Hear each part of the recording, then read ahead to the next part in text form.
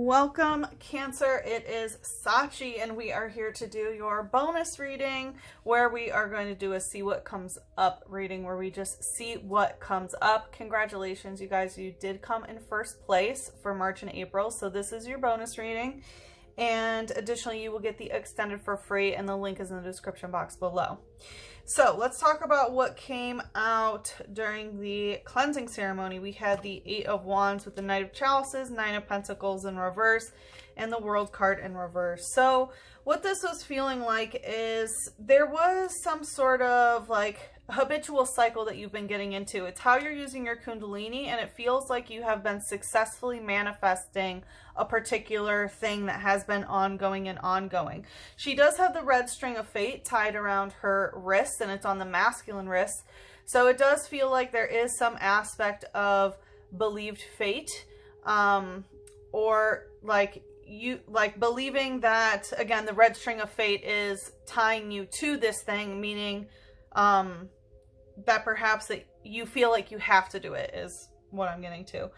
With the Knight of Chalices here, this seems to be like someone who is a knight, so they are still in and out. The Knight of Chalices is specifically known for, yes, being honest about true love, right? He has his little journal there with his sweetheart and things, but he is still sort of off in his own la-la land. So this can be someone who perhaps is an escapist or dissociated often or into substances, or maybe is just not present emotionally or otherwise at times.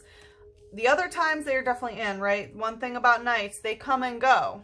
You know, they're not exactly there. With the Nine of Pentacles in reverse, it feels like there is some discontent of where you are physically with this, because it feels like at the end of the day, you're not getting the physical life of what you want, which seems to be the Nine of Pentacles. And this is a very Cancerian feeling for me.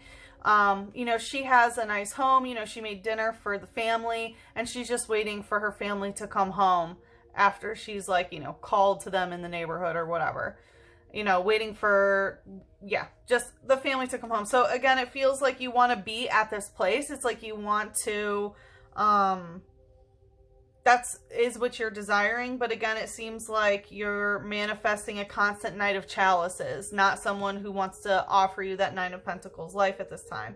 With the World in reverse, this is obviously a pretty big karmic cycle that has yet to be broken and integrated. So it does seem like you are very, very close. Like, it's like you're so close to, you know, learning the lesson, as they say, but not quite yet. We do have Cubone using Whimsy Tackle in reverse, Crawl Brawler using Light Punch, and Zygarde using Aura Break. So 3 fighting types coming out. So obviously there's a lot of energy that's being fought. This is also placing emphasis on the sacral chakra, which is your creativity, how you are creatively expressing, as well as your emotional and sensual relationships. It definitely feels like this is like a relationship reading, if I can be honest. But with Cubone using Whimsy Tackle in reverse, it seems like this energy, you know, it's Whimsy Tackle in reverse, but Light Punch upright. So it's like, this is a little bit of a doozy, but really not that big of a doozy, right? It's like a pretty big deal. It's not a whimsy situation, but it is still kind of light. Like, not as heavy as things have been in the past. However, with Aura Break here, it does seem like it has broken your aura in some sort of way. Again, it seems particularly in the sacral chakra region. It's interesting because we have Cubone, which is known to wear its dead mother's skull on its head. So it represents the mother wound here. And so obviously there's some mother wound here. We have Crab Brawler, and, you know, crab type, obviously Cancerians. And then we have a full moon here, your ruling celestial body. So very interesting. Lots of your, you know, typical Cancerian stuff really popping up over here.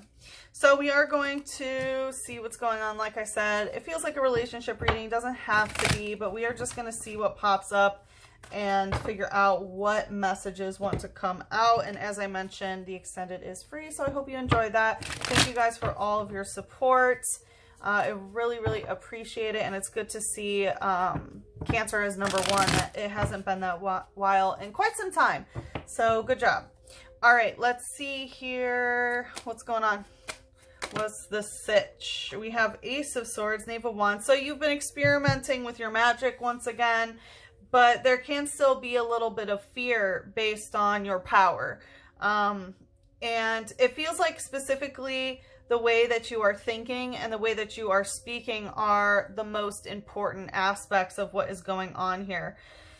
I feel called to talk about this Ace of Swords because it is a sword, right? And one thing that doesn't really get mentioned a lot about sword energy, because it is so intellectual, is a lot of sword energy is cutting things off or away. It's sort of getting rid of the parts of whatever the situation is that we don't want to be attached to.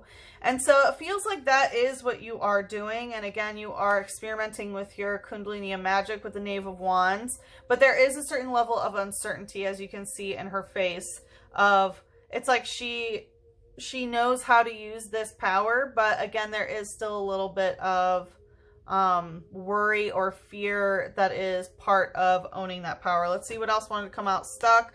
We have the Ten of Swords. Yes, more swords, no surprise, and the Five of Chalices. So it kind of feels like there has been some grief or sadness or disappointment. This Five of Chalices, I always say, is like, you know, things that make you drink 5 glasses of wine and just sort of cry on the couch and, you know, sort of reminisce about the past or whatever. It's like she has a letter in her hand or something like that. So really some sad, sad stuff that went on, but you are in process of transformation and really leaving this behind. This is the Phoenix rising again from the ashes. And sometimes it's not always, you know, cutting things out. Sometimes it is letting it burn and being reborn. And so with that coming out stuck, it does seem like you are in that process of transformation, right? Usually the Ten of Swords is depicted rather violently, and it's not like good, right? There's usually someone who is definitely deceased,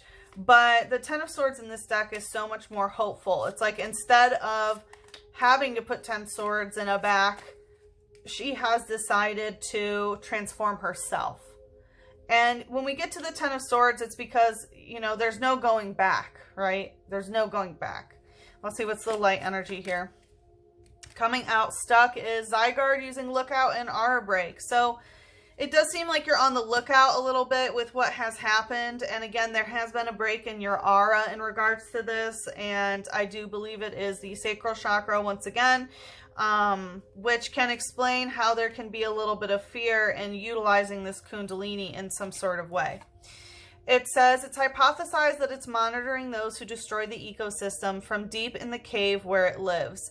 So it kind of feels like, you know, you're very much being, like, it feels like you're in this hermit mode with the Five of Chalices. Like maybe you're a little bit more apt to stay home, to keep to yourself and things like that, because you're in the process of releasing, right? That's what full moons are all about. It's so full that it can only release from there. So it seems like you're monitoring your environment more and kind of looking at what's going on with the situation and with the world and things while you just kind of hide out. And I don't want to say like you're hiding, but it is kind of like your own place right now. Let's see what's the shadow here.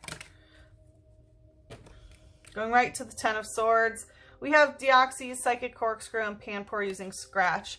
Yeah, so with Deoxys using Psychic Corkscrew, this is something that is going over and over and over in your third eye in your mind. It is bringing your psyche in a corkscrew position where it's kind of like, woo, woo, woo, right? And it's sort of going down to this critical point in a way. And with Deoxy here, Deoxy is a Pokemon named after deoxyribonucleic acid, that is DNA.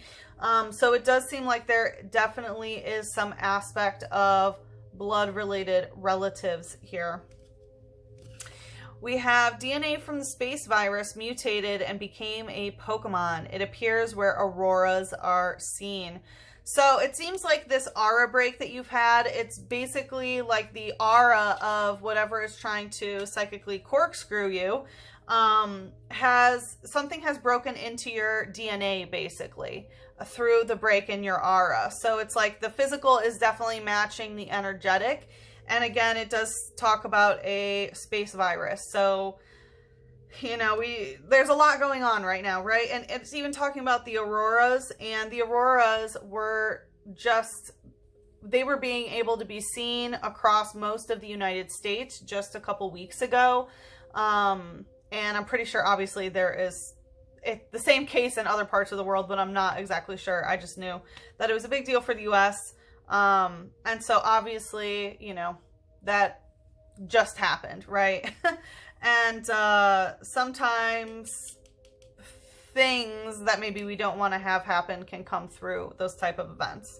We have Panpour using Scratch. So Panpour is water type, and it's definitely feeling a connection to this Five of Chalices of really letting your waters pour, of needing to pour your cups out, you know, cry, things like that. All the good, healthy things that Cancerian placements are meant to do. And it says scratch. So it seems like it's just sort of an emotional scratch at this point. Again, I feel like a while ago it was deep grief and like deep depression. But now you're just sort of, you know, hanging loose, I guess. You know, just sort of monitoring the environment, but not in this state necessarily. It is dissipating. It says, it does not thrive in a dry environment. It keeps itself damp by shooting water stored in its head tuft from its tail. So yeah, you're definitely in your emotions. You know, it's talking about not thriving in dry environments. And it seems like you're accepting that about yourself. Is like, yeah, situations where there's no emotion involved, like, I'm not interested. I know I don't thrive in environments that are dry and without emotion, but it does seem like you are really releasing the hold that this Five of Cups energy used to have on you. All right, let's see what else is going on here. Okay. One of Pentacles, some sort of physical new beginning. You're kind of starting from scratch is what I am hearing. I also forgot to mention I am using my Venusaur deck, so we are connecting with angelic ancestors at this time. With the One of Pentacles, oh, and the Wheel. Okay, so it feels like, again, you're starting from scratch, but you want the whole cycle to be over, if that makes sense. It's like you want it to be one and done, but there is much more to this process than what's going on. Again, you are starting a new cycle, but you're not at the world, right? It was like the world in reverse. Okay, well, you've just started over, which has started this process over again in some sort of way. There is some aspect of time that I'm feeling that you are thinking that is a concern. It's interesting. Today I was getting a lot of downloads about Maiden Mother Crone energy and sort of the interim as well. And in this deck, there's also a fourth, which is sort of child Maiden Mother Crone. And yeah, so I definitely feel some sort of time aspect. Again, we have the Eight of Wands coming out. Eight of Wands with Two of Wands in reverse and the King of Swords. So it seems like, again, there is something that you're doing repetitively that has to do with your magic, basically. If you're doing any sort of rituals, then it's definitely ritual. But it's really how you're using your Kundalini, your firepower. With the Two of Wands in reverse, I always say that this is like Twin Flame learning how to do their magic alone. And so with it coming in reverse, it's basically saying like, you're not doing it alone. You know, you have a lot of people who support you. It seems like that holds you in high regard, but also that, you know, that you hold in high regard as well. This is the King of Swords. And the King of Swords, what is he doing? He is there taking notes, listening to the Queen of Swords. So it feels like there is this aspect of you being able to direct where things are going, basically.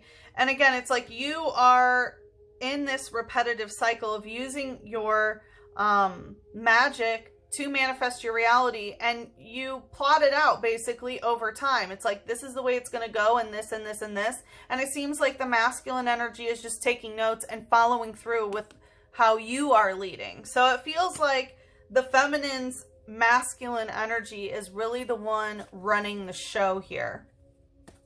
Let's see what's the light energy. Driftbloom using burst curse. Yeah, so you are bursting a curse here for sure, especially that 5 of chalices. So someone could have cursed you, which caused you to be in that 5 of chalice energy, that sadness, depression. And again, this could have even been something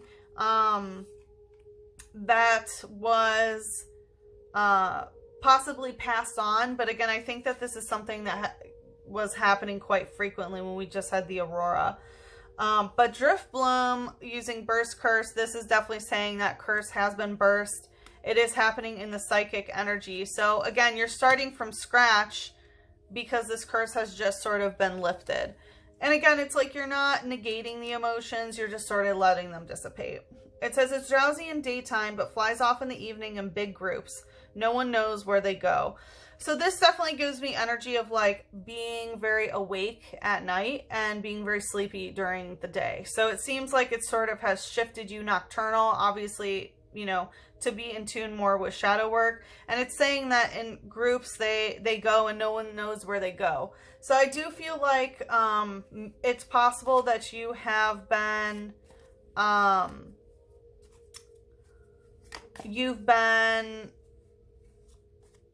like, sorry, I just completely went into a dream that I had. Yeah, so I feel like you have been not remembering your dreams. It's like where you go at night, even you don't really remember. Let's see what's the shadow.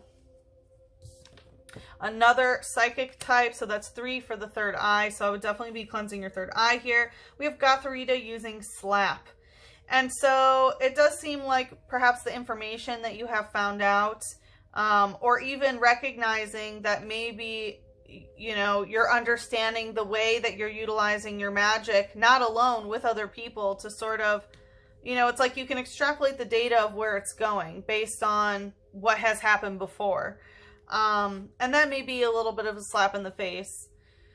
It says it's the manipulate Pokemon. Yeah, so there can definitely be, again, it's like the feminine's masculine energy is really, you know, driving the masculine energy of what is going on here. This is like manipulation, not in a bad way, right? Like right now I am manipulating this card through time and space, or at least space, we know for sure. And so, yeah, you know, there is definitely some manipulation here. Absolutely. And again, that can be part of curse energy that has happened too. It says starlight is the source of their power. At night, they mark star positions by using psychic power to float stones.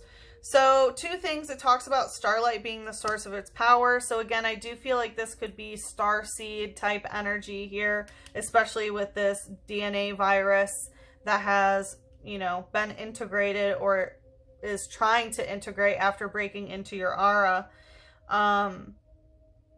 And it also talks about marking star positions with floating stones. So there is this aspect of being very careful about the astrology that you are using, especially, you know, if it's not the real solar system, then be mindful of what solar system that is.